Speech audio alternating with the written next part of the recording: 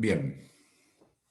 Bueno, entonces lo que vimos la clase pasada fue el concepto de conjunto universal, que representaba los posibles resultados de un experimento, y el concepto de subconjuntos de ese conjunto universal, que eran los sucesos o los eventos a los cuales yo me interesa saber la probabilidad. Entonces, por ejemplo, un conjunto universal puede ser todas las manos de truco, o sea, todos los conjuntos de 3 cartas sacados de un mazo de truco, o sea, una mano de truco, que uno puede tener en la mano. Y subconjuntos de ese conjunto sería, por ejemplo, tener 28 de envido. Entonces, hay un subconjunto de las manos de truco que corresponden a 28 de envido, y a ese subconjunto le puede querer calcular una probabilidad. O, por lo menos algo que existía en mi época, Maldón, 2 cuatros y una sin seña. Bueno, ¿cuál es la probabilidad que te toque Maldón? Entonces, ese es un subconjunto. Hay de todos los elementos de omega, hay algunos que corresponden a la descripción 2 cuatros y una sin seña, y a ese subconjunto lo llamamos un evento y uno le quiere calcular una probabilidad. Y llamamos S al conjunto de todos los subconjuntos, o sea, al conjunto de todos los posibles sucesos, de sucesos a los cuales uno le puede querer calcular una probabilidad.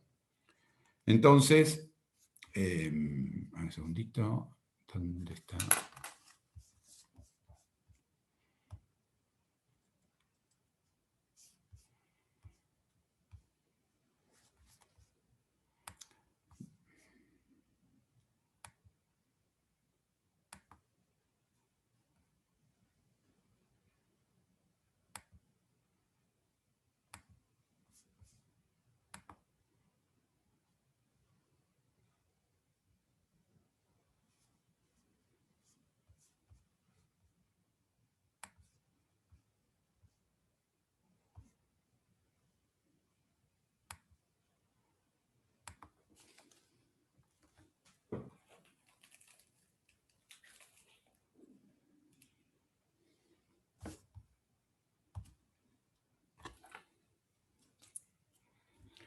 Bien, entonces teníamos S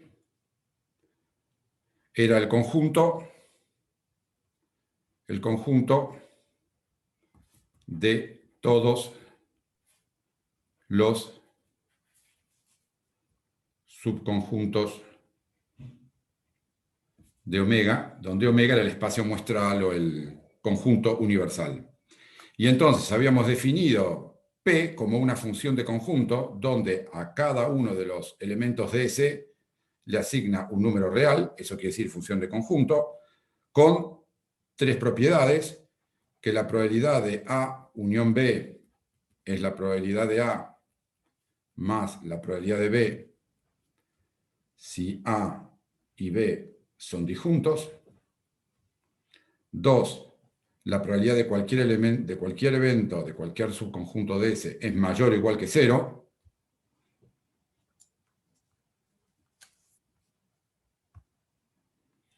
Y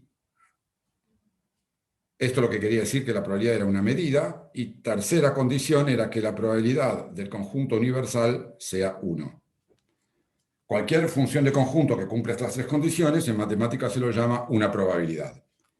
Y habíamos también visto 2 conclusiones importantes de esta definición, que son que necesariamente 4, el P del conjunto vacío tiene que ser 0, y luego que si le tachamos la condición de que sean disjuntos, acá hay que restar la probabilidad de la intersección.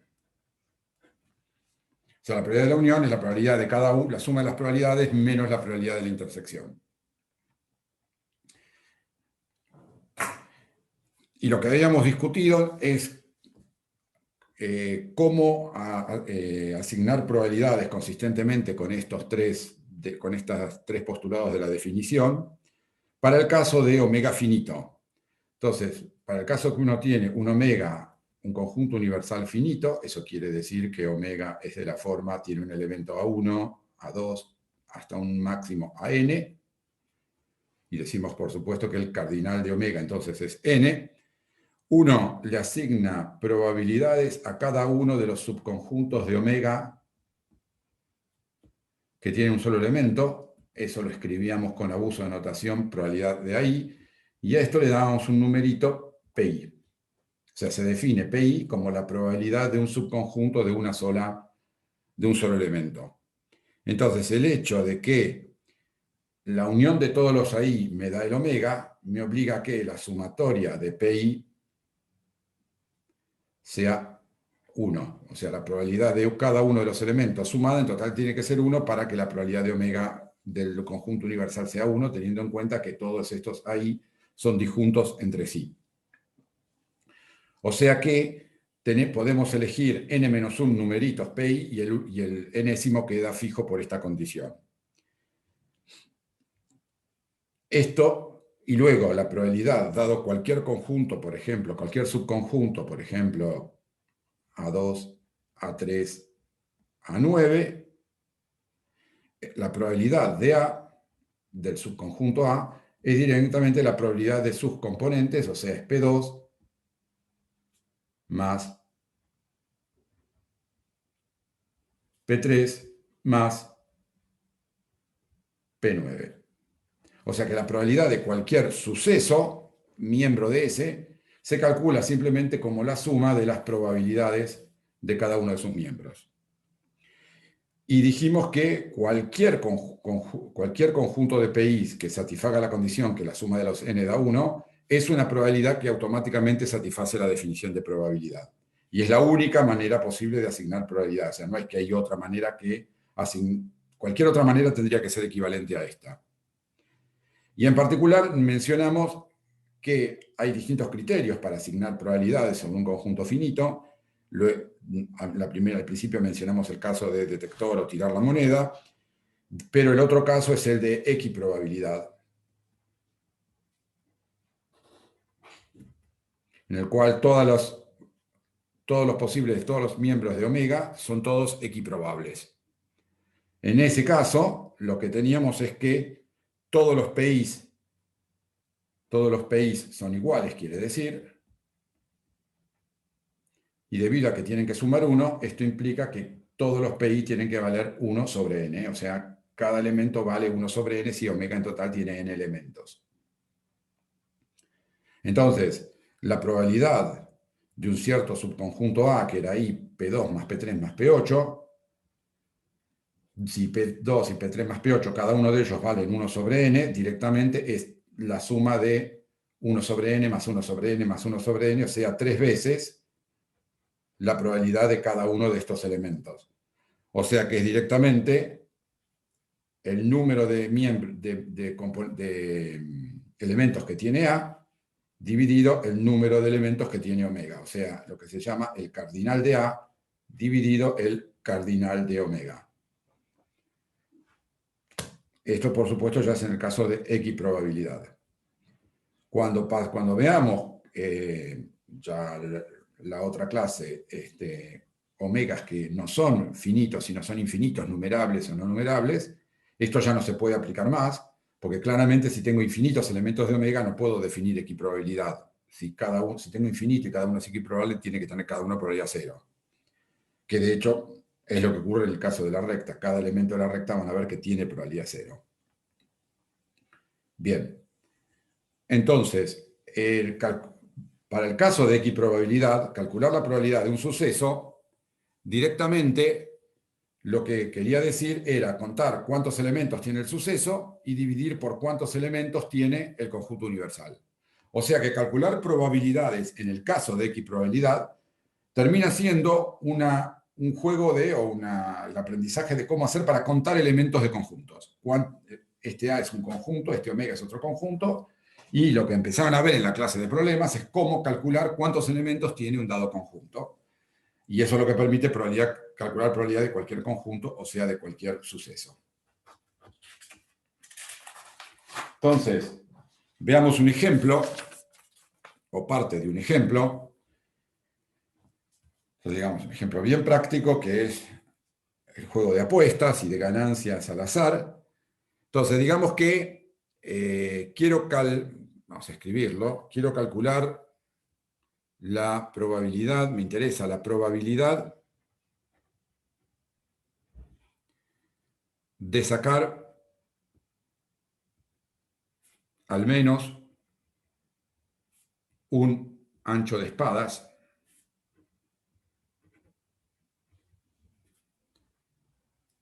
al tomar dos cartas D. Y acá vamos a considerar tres casos distintos.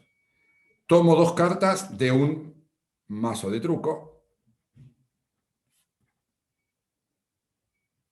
Caso número 1. Caso número 2. Tomo dos cartas, pero de dos mazos de truco. Dos mazos. Tomo, entonces, una carta de cada uno.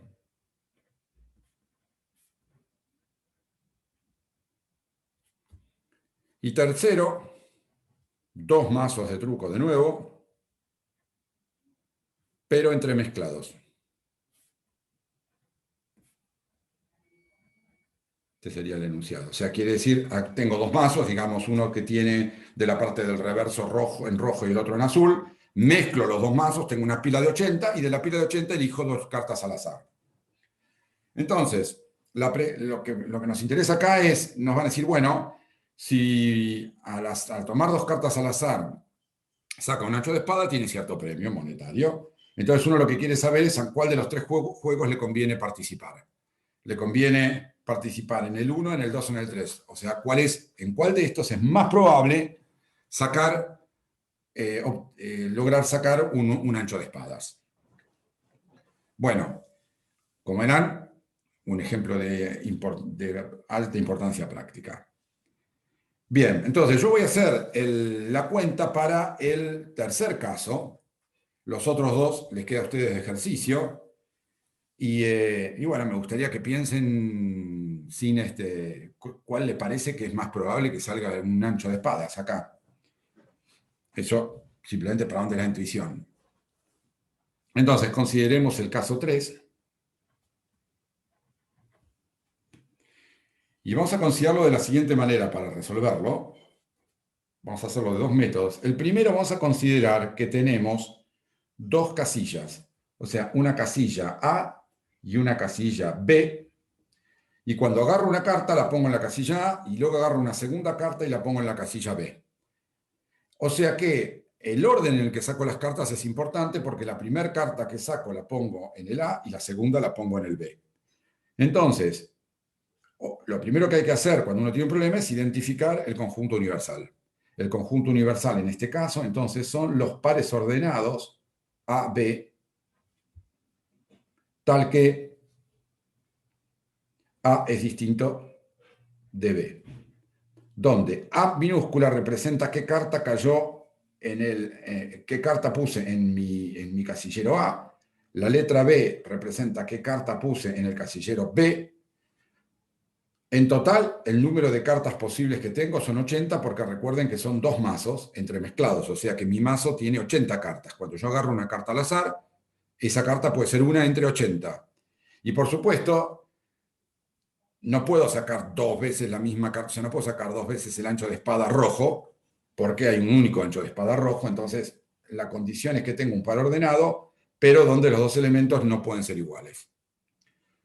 Entonces, esta es la definición de omega. ¿Y cuál es el cardinal de omega? O sea, ¿cuál es el número total de elementos de omega? Bueno, esto ya lo discutieron y esto en la clase de problemas es bastante intuitivo. Para la primera carta yo puedo elegir cualquiera de mis 80 cartas, la que pongo en el casillero A, y luego cuando voy a agarrar una al azar de las 79 que me quedan para poner en el B, esas son 79 posibilidades adicionales. O sea que lo que tengo es 80 por 79.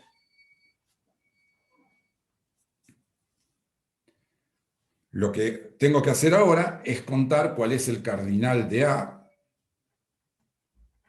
que es el suceso. Tengo al menos un ancho de espada, porque luego la probabilidad de A, como ya sabemos, la voy a calcular como el cardinal de A dividido el cardinal de omega, como mostramos que es la fórmula general para el caso de X probabilidad. Entonces, para esto, lo que vamos a hacer en este caso es directamente listar todas las posibilidades, resumiendo, pero listar básicamente todas las probabilidades. Entonces, lo que voy a decir es cuáles son los posibles valores de A y B, o sea, cuáles son los posibles elementos de omega que satisfacen la condición de que hay al menos un ancho de espada.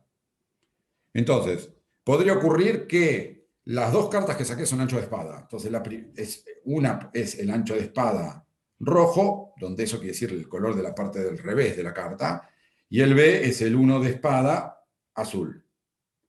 O la otra manera de tener dos anchos de espadas es que la primera carta que saqué es el ancho de espada azul y la segunda que saqué es el ancho de espada que tiene la parte de atrás roja. Esto en total hay un caso y este es otro caso. Listo, no hay más posibilidad de sacar dos anchos de espadas. Lo que viene ahora es sacar un solo ancho de espada. Entonces, por ejemplo, puede ocurrir que la primera carta que saco es el ancho de espada rojo y en el B no hay un ancho de espada. O podría ser que la primera carta que saco es un ancho de espada azul y acá no hay ancho de espada. O lo que puede ocurrir es que la primera carta que saco no es ancho de espada y la segunda sí, y es un ancho de espada rojo, o esta tampoco es ancho de espada y la que sale luego es un ancho de espada azul. Este es un listado de todas las posibilidades de A y B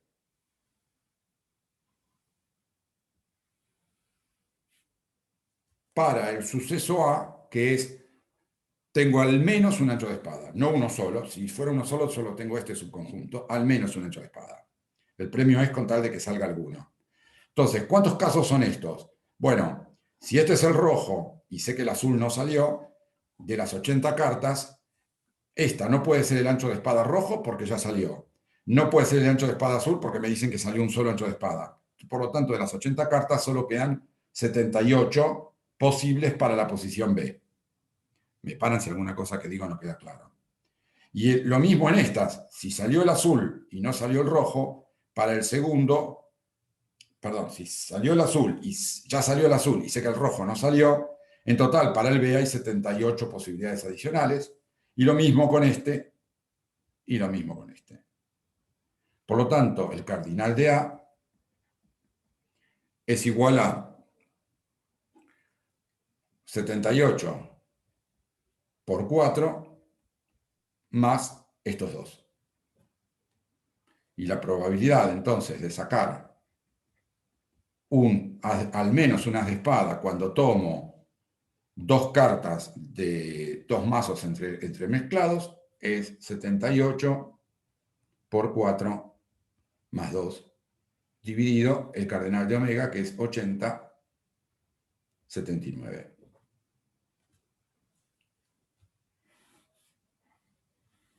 Bueno, este numerito, la cuenta da 0.049683, lo cual también lo ponemos como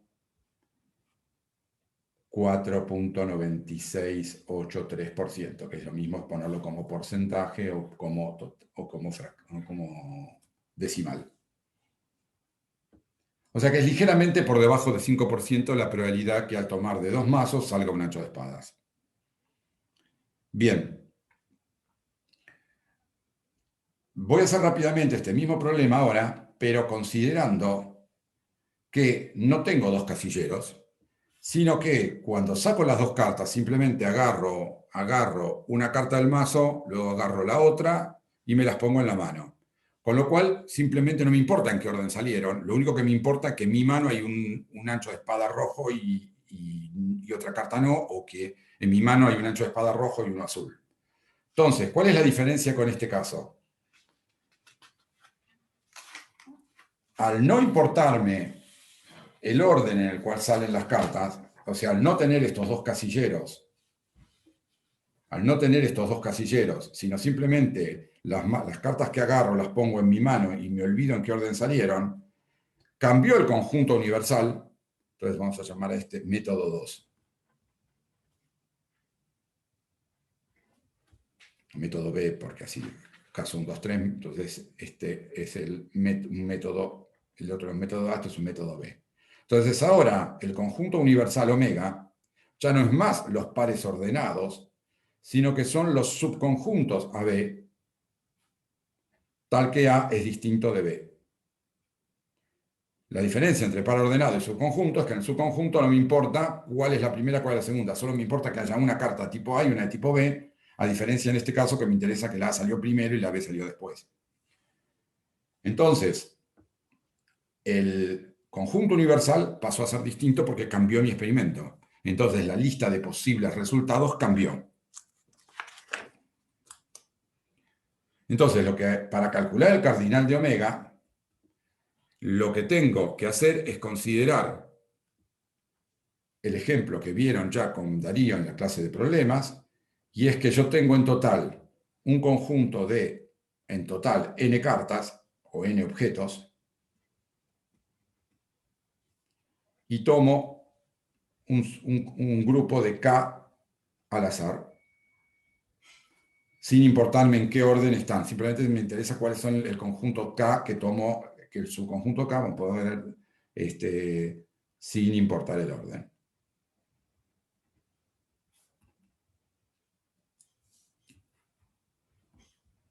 El orden.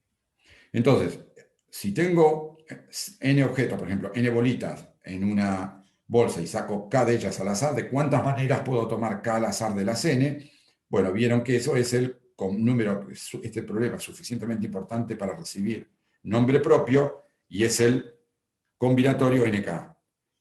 N objetos tomo k de entre ellos, donde esto quiere decir n factorial dividido n menos k factorial por k factorial. Entonces, en el problema que tenemos acá, infinitas.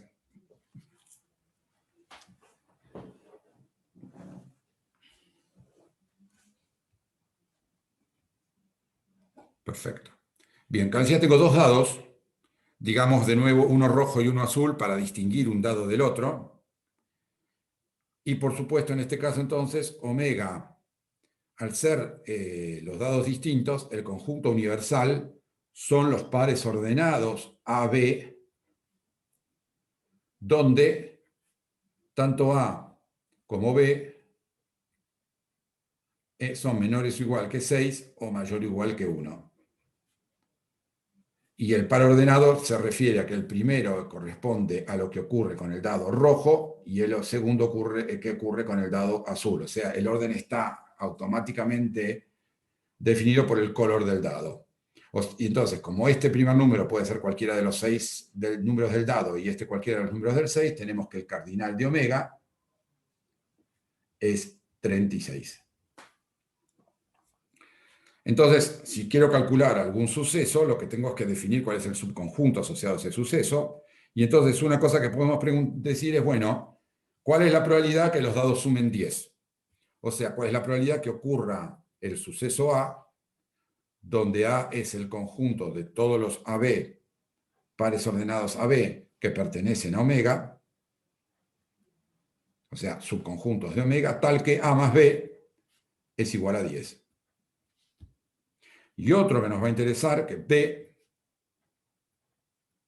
y es los casos en los cuales lo que marca el dado rojo es mayor que lo que marca el dado azul. Entonces son todos los elementos de omega, tal que, perdón, lo que marca el rojo, sí, dije bien, A es mayor que B. O suma B, o el número rojo es mayor que el azul, son las dos cosas estas. Bien, para calcular probabilidades, lo que tenemos que calcular es el cardinal de A y B. Estamos considerando, por supuesto, que los dados no están cargados, o sea que son todos equiprobables. Y para eso hay que hacer la lista de elementos de A y de elementos de B. Entonces, hagámoslo. A es cortito. Si suman 10 no hay muchas posibilidades. Tiene que ser o salió el 5 y el 5 en el azul y el rojo, o salió el rojo un 6 y en el azul salió un 4, o en el rojo salió un 4 y en el azul salió un 6. El cardinal de A es igual a 3. B es un poquito más largo, pero no es terrible, porque me piden que A sea mayor que B, entonces el primer número puede ser un 6. Si el rojo salió un 6, el azul puede ser un 5, o puede ser un 4, o puede ser un 3, o puede ser un 2, hasta llegar al 6,1. Y en total de todos estos hay 5 posibilidades. El 6-5, 6-4, 6-3, 6-2, 6-1. Luego, si el rojo es un 5, de nuevo ahora voy desde el 5-4 hasta el 5-1. Y estos en total son 4 posibilidades. Bueno, está claro que cuando empiecen con 4 va a haber 3 posibilidades, luego va a haber 2 y luego va a haber 1, donde el 1 es el último caso que corresponde a que el rojo es un 2 y el azul es un 1. O sea que el cardinal de omega es 5 más 4 más 3 más 2 más 1, 5 más 4, 9, 12 y 3, 15.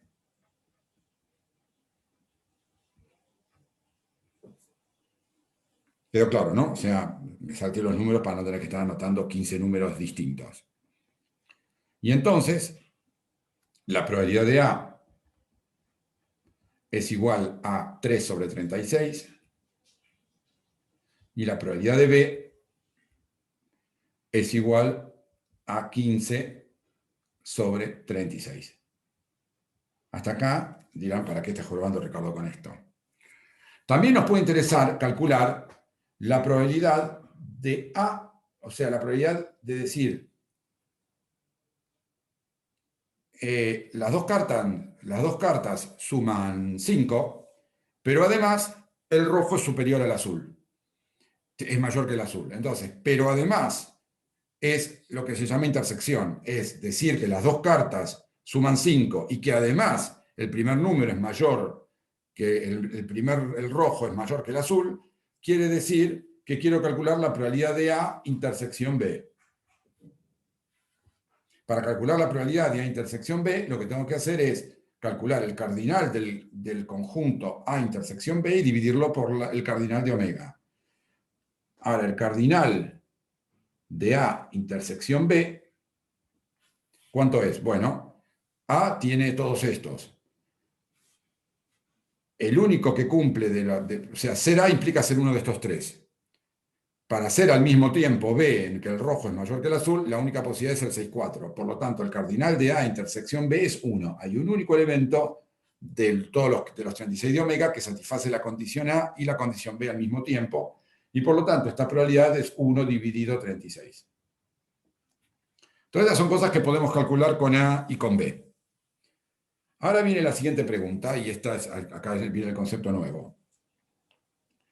Puede ocurrir que se tiran los dos dados, el rojo y el azul, pero lo tira otra persona, no yo. Y me dice, por ejemplo, salió el A. O sea, él tira sus dados y me dice, mira, tiré los dados y ocurrió el suceso A. Entonces yo, que me interesa el suceso B, digo, para, lo fantino, para un minuto. La probabilidad de B era 15 sobre 36.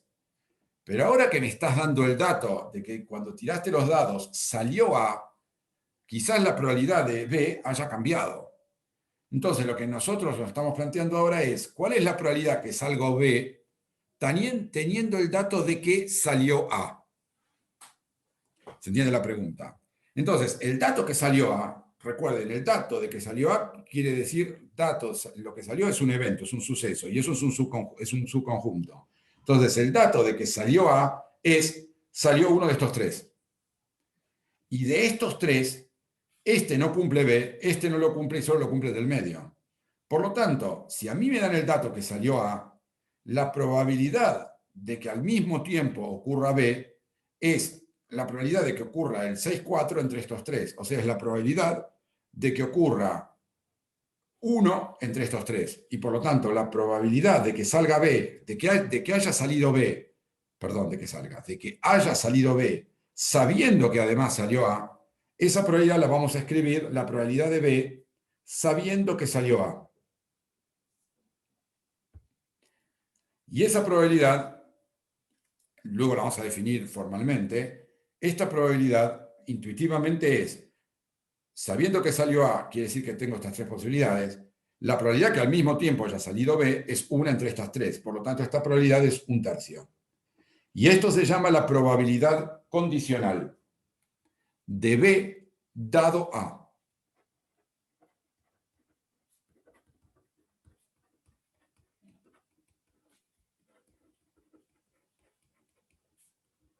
que es el título de lo que estamos viendo.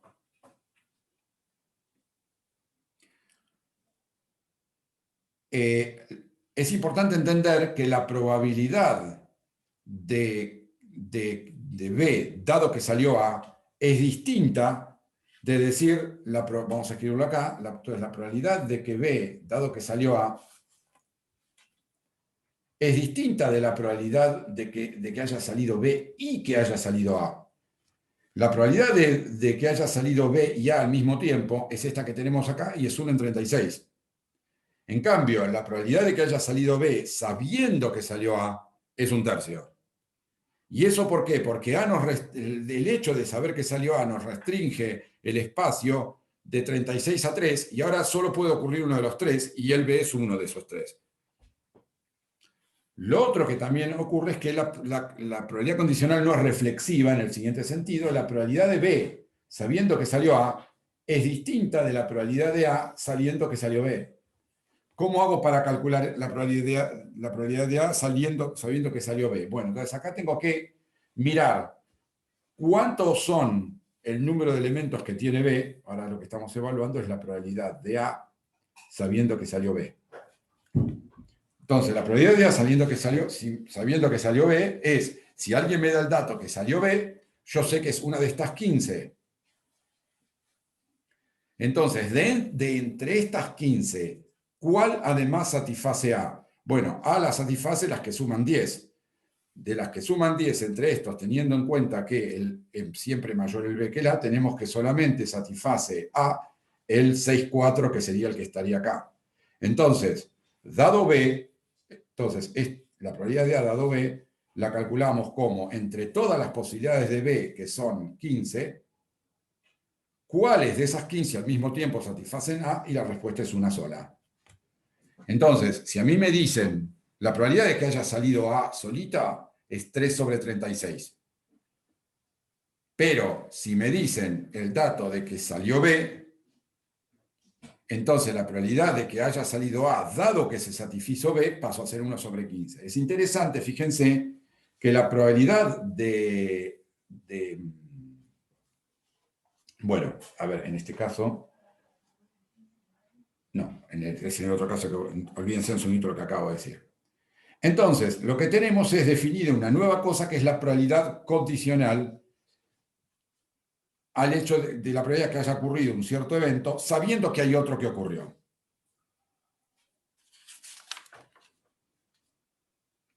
Bien, ahora tenemos que definir probabilidad condicional. Hasta ahora esto es intuitivamente. Ahora, ¿cómo vamos a definir probabilidad condicional? Entonces, recapacitemos lo que cómo hicimos la cuenta de recién. Para calcular la probabilidad de B sabiendo que salió A, ¿cuál es la cuenta que hicimos recién? O que hice, mejor dicho.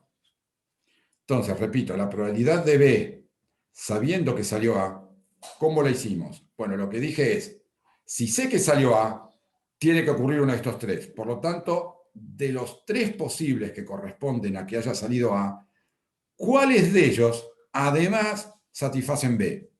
Además, satisfacer B quiere decir A intersección B o B intersección A. Entonces, lo que hago es, la cuenta que hice mentalmente, sin ponerme a pensar seriamente lo que estaba haciendo, es saber cuál es la probabilidad de B sabiendo que salió A, es cuento cuántos en total posibilidades hay sabiendo que salió A, y cuántos de los que salió A además satisfacen B. La respuesta, este solo.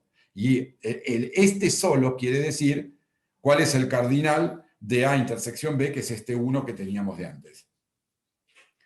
Entonces, intuitivamente el concepto de probabilidad condicional de B dado A quiere decir la probabilidad es el número de casos que hay en la intersección dividido el número de casos que hay en la cosa sobre la cual estamos haciendo la condición. Bien, ahora, me paran si a alguno de esto no le quedó claro, porque este es el concepto importante. Ahora, si divido por cardinal de omega de los dos lados,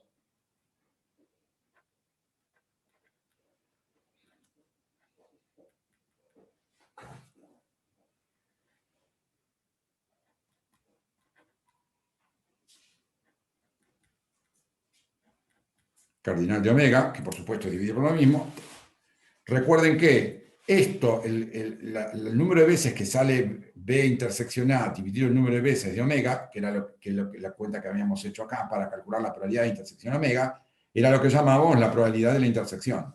La probabilidad de intersección es la probabilidad de que haya ocurrido cuántos elementos satisfacen la intersección dividido el número total de casos.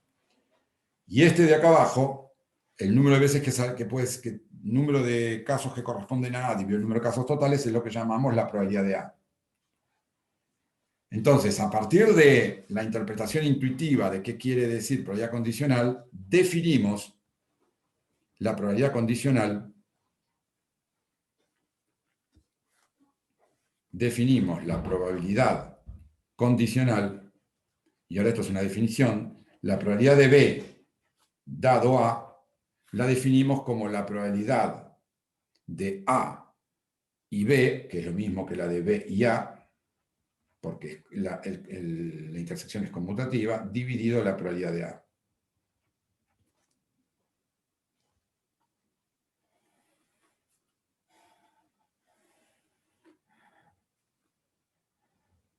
Ahora, te queda claro que esta definición quedó completamente motivada por la forma en la cual uno interpreta la condición ocurrió B, cuál es la probabilidad que sabiendo que ocurrió A, cuál es la probabilidad que dado que ocurrió A haya ocurrido B. Ahora, yo puedo llamar a esto probabilidad condicional, pero no demostré que es una probabilidad. He definido una nueva cosa y ya me estoy adelantando y la llamo probabilidad. Que algo sea una probabilidad, un segundito, quiere decir que satisface estas dos condiciones en azul. Entonces yo tengo que mostrar que esta probabilidad condicional satisface la condición 1 y la condición 2, perdón, y la condición 3. Entonces, solo después de mostrar que satisface estas tres condiciones, tengo derecho a llamarla probabilidad.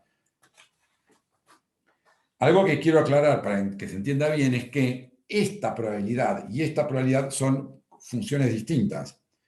Una manera de expresar claramente qué quiere decir esta probabilidad es esta de acá, es decir, que corresponde al caso, llamémoslo así, donde la receta sería, ponga usted acá dentro un subconjunto y esta función le va a dar un real que es la probabilidad de ese subconjunto.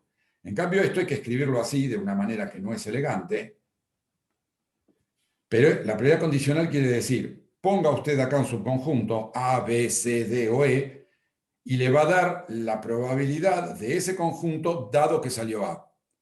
Entonces, fíjense que esta función probabilidad es función, digamos, directamente del paréntesis, mientras que esto es de lo que va entre el paréntesis y la barra, para que quede claro que son dos funciones distintas que operan sobre el mismo conjunto S.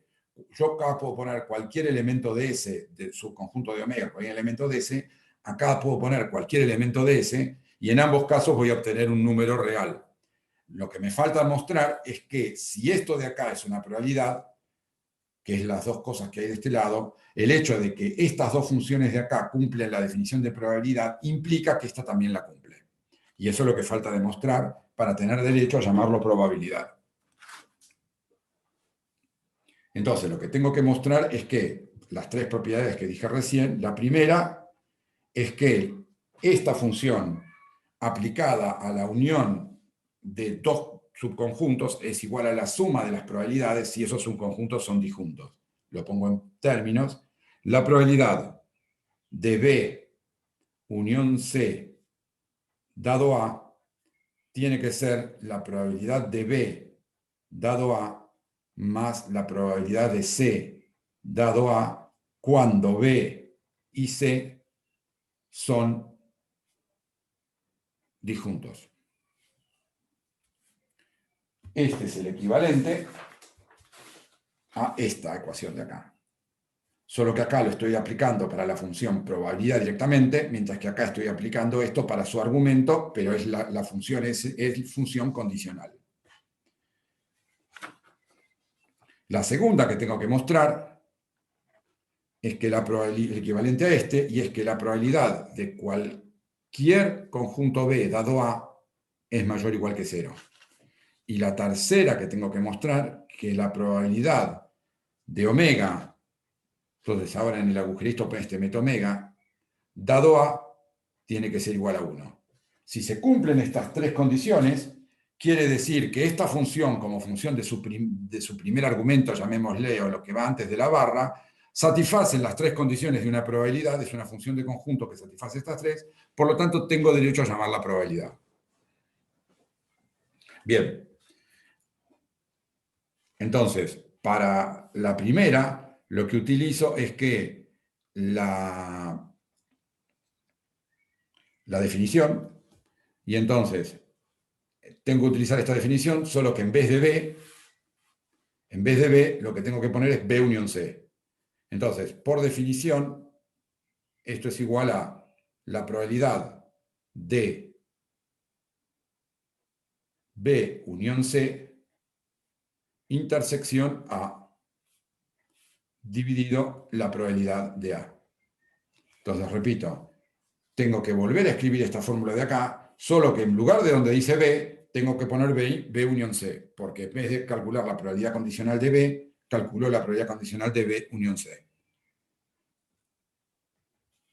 Ahora, la intersección es distributiva respecto de la unión, por lo tanto esto se puede escribir como la probabilidad de B intersección A unión C intersección A.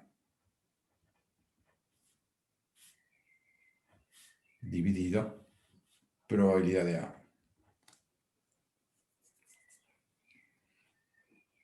Y como B y C son disjuntos, estos dos son disjuntos.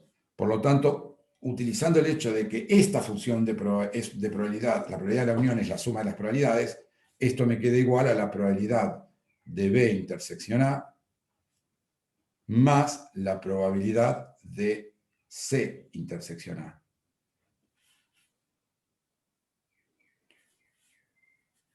Esta probabilidad acá arriba. Y luego esta PA la distribuyo entre los dos términos de la suma, total, es la misma. Y por definición de probabilidad condicional, esto es la probabilidad de B dado A, y esta de acá, por definición, es esta ecuación con el C, es la probabilidad de C dado A, que es lo que tenía que demostrar. Por lo tanto, esta función, como función de su primer argumento, es una función de conjunto que satisface la primera condición de probabilidad. La segunda condición de probabilidad es trivial, que tiene que ser mayor o igual que cero, porque es el... me olvidé algo muy importante. Esto es siempre y cuando la probabilidad, solo se define probabilidad condicional sobre A si la probabilidad es distinto de cero, lo cual es obvio porque si no esto es infinito. Entonces esto es parte de la definición. Sí, pasa esto. Entonces, como esta es una probabilidad, esta es una probabilidad, ambas son mayores o iguales que ambas son positivas, y la de arriba es mayor o igual que cero y la de abajo es mayor que cero, entonces necesariamente este número es mayor o igual que cero, y por lo tanto este es mayor o igual que cero y se satisface la condición 2. Y finalmente la condición 3, tengo que escribir de nuevo, entonces la probabilidad de omega dado A es, por definición, es la probabilidad de la intersección de los dos dividido la probabilidad de A. De nuevo la definición.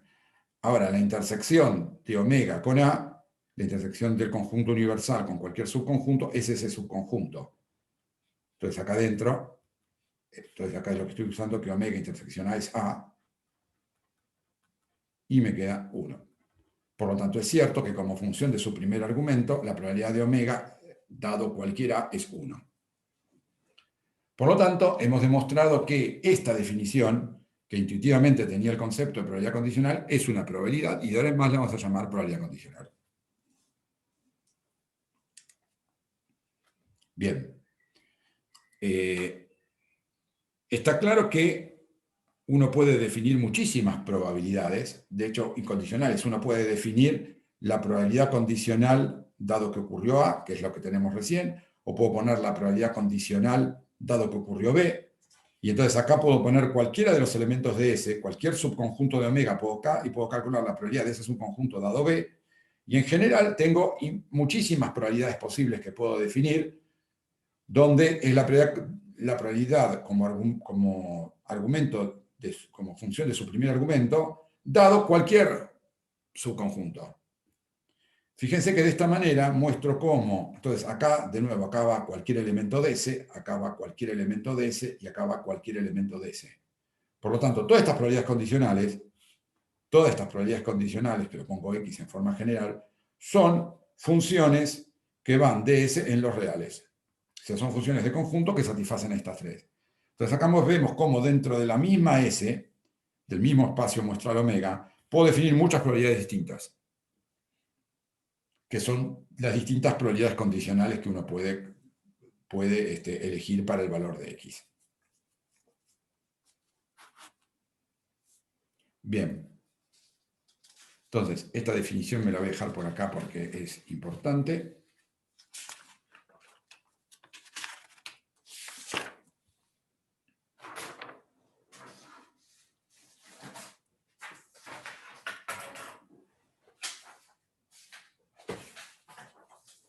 Ok. Inmediatamente después de haber definido probabilidad condicional, vamos a definir un concepto que es importantísimo, que es el concepto de independencia de sucesos o de eventos. Independencia. Entonces se dice que A perteneciente a S, o sea, al conjunto de los subconjuntos de omega, es independiente de B, que también pertenece a S, si se cumple que la probabilidad de A dado B es igual a la probabilidad de A. Esto es una definición. ¿Qué es lo que motiva esta definición? ¿Por qué lo llamamos a esto independencia? Bueno, porque esto es lo que me dice lo siguiente. Antes que se haya hecho el experimento, hay una dada probabilidad que ocurra el suceso A. Después de que se hizo el experimento y que a mí me dicen, ah, mira, ocurrió B, resulta que la probabilidad de que haya ocurrido A sigue siendo la misma que antes. O sea que la información de que ocurrió B no cambia la probabilidad de que haya ocurrido A. Y eso es lo que está detrás de la palabra independiente.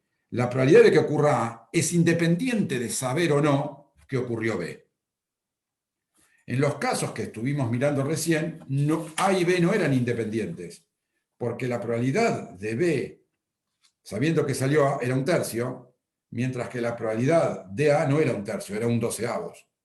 Y la probabilidad de A dado B, la probabilidad de que ocurra A, sabiendo que ocurrió B, era un quinceavo, cuando la probabilidad, perdón, acá me equivoqué lo que dije, la probabilidad de B dado A es un tercio, mientras que la probabilidad de B era 15/36avos.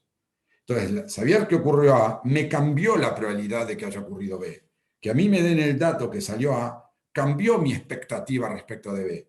Y en este ejemplo de acá, saber que ocurrió B cambió mi expectativa respecto de A. Respecto de A yo tenía una expectativa de que salga un doceavo de las veces A. Pero si sé que salió B, esa probabilidad pasó a ser un quinceavo. En cambio, si tengo que acá tengo un igual, el saber que ocurrió B no cambió en nada mi información sobre cuál es la probabilidad que salga A. Y por lo tanto decimos, la probabilidad que salga A es independiente de saber que salió B, y eso es lo que hay detrás de independencia. Un pequeño teoremita muy sencillo es que la independencia es una relación reflexiva. O sea, si A es independiente de B, B es independiente de A.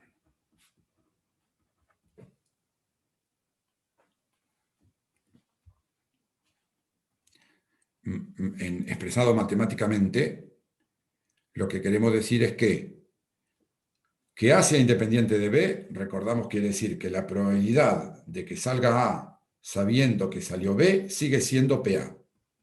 B no me agregó nada. Decir que B es independiente de A quiere decir que la probabilidad de B sabiendo que salió A sigue siendo B. Saber que salió A no me cambia en absoluto la probabilidad que haya salido B. Entonces, nosotros vamos a mostrar que esta implica esta. La demostración al revés es inmediata.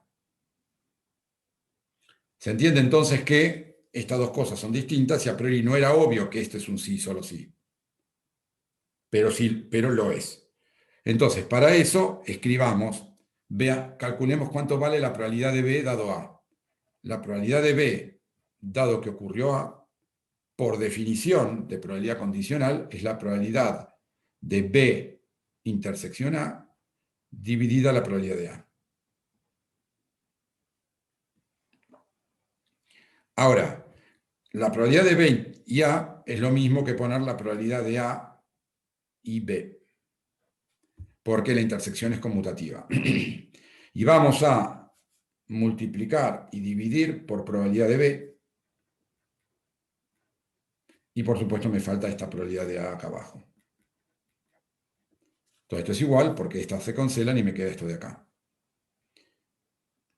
Ahora, la probabilidad de A dado B, de A y B dividido B, utilizando la definición de probabilidad, es exactamente la probabilidad de A dado B, este primer término. Recuerden que la probabilidad de B dado A tenía PA en el dominador, la probabilidad de A dado B tiene B en el denominador. Y esto multiplicado por probabilidad de B dividido probabilidad de A. Esta cuenta que acabo de hacer hasta acá utilizó solo la definición de probabilidad condicional y vale siempre. No hay, es cierta siempre. Ahora, acá agrego la información de que A es independiente de B, o sea que vuelvo a repetir que la probabilidad de A dado B es igual a la probabilidad de A.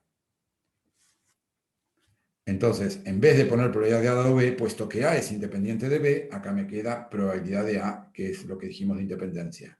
Y por supuesto, sigue multiplicado por probabilidad de B dividido probabilidad de A. Y ahora ya está, porque este se va con este y me quedó probabilidad de B. O sea, hemos demostrado que si la probabilidad de A dado B es PA, la probabilidad de B dado A es PB. O sea, hemos demostrado que implica en esta dirección. Por lo tanto, ya no vamos a decir más A es independiente de B o B es independiente de A, sino que vamos a decir A y B son independientes.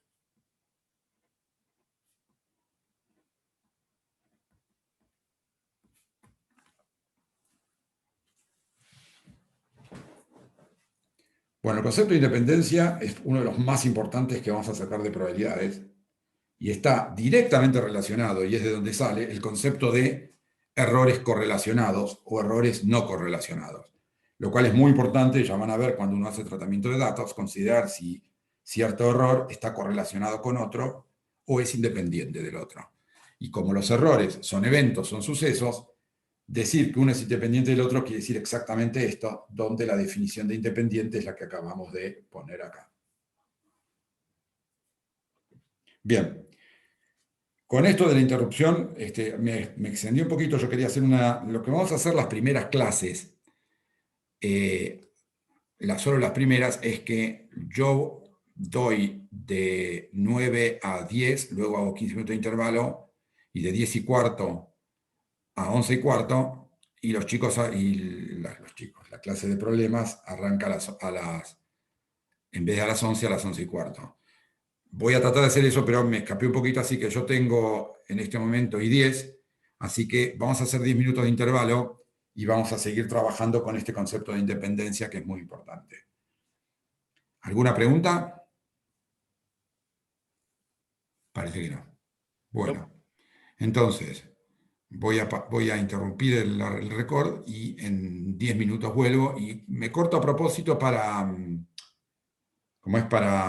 que sean obligatoriamente 10 minutos de descanso. En todo caso, si tienen preguntas que no me hacen ahora, me las hacen luego cuando terminamos la clase a las 1:15.